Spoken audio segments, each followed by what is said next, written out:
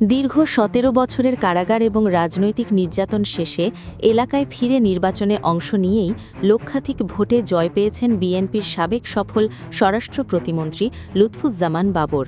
মিথ্যা মামলায় তাকে দিনের পর দিন কারাবন্দী করা হলেও এতটুকুও জনপ্রিয়তা কমেনি লুৎফুজ্জামান বাবরের। ভোটারদের আস্থা ও নিঃস্বার্থ ভালোবাসা নিয়ে নেত্রকোনা ৪ আসনে নিরঙ্কুশ জয় পেয়েছেন লুৎফুজ্জামান বাবর। ধানের শীষ প্রতীক নিয়ে তিনি নিকটতম প্রতিদ্বন্দ্বীর চেয়ে ১,২১,০৪২ ভোট বেশি পেয়ে বেসরকারিভাবে বিজয়ী হয়েছেন। ফলাফল ঘোষণার পর পুরো এলাকা জুড়ে দেখা গেছে ব্যাপক উচ্ছ্বাস। বাংলার বাবর ভাই, আমরা তোমায় ভুলি নাই, শুধু তার আসনেই নয়, পুরো নেত্রকোনা জেলাতেই তিনি যেন সম্রাট বাবর। জনগণ তাকে ভালোবেসেই দিয়েছেন এই নাম। কিশোর থেকে বৃদ্ধ সবাই তার ভক্ত। দলমত নির্বিশেষে তিনি তুমুল জনপ্রিয় একজন ব্যক্তি।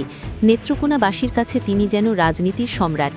লুৎফুজ্জামান বাবর ১৯৯১ সালের পঞ্চম জাতীয় সংসদ নির্বাচনে এই আসন থেকে প্রথমবার এবং পরবর্তী সময়ে আরও ২ বার এমপি হন।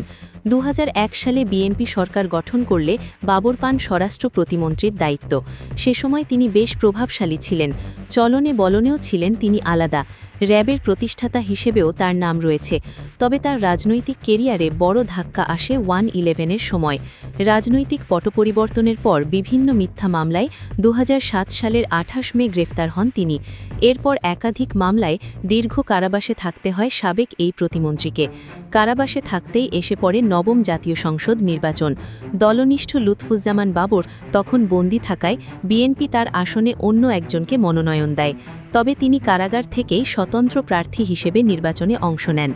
নবম জাতীয় সংসদ নির্বাচনে ক্ষমতায় আসে বর্তমানে কার্যক্রম নিষিদ্ধ আওয়ামী লীগ।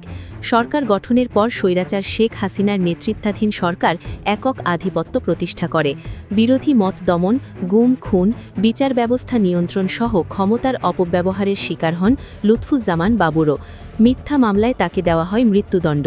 তবুও একটুকুও ভেঙে পড়েননি তিনি, ছিলেন সত্যের পথে অবিচল। ভয় পাননি অন্ধকার কারাগারকেও। জানতেন একদিন বীরের বেশে ফিরবেন নিজ জন্মস্থানে।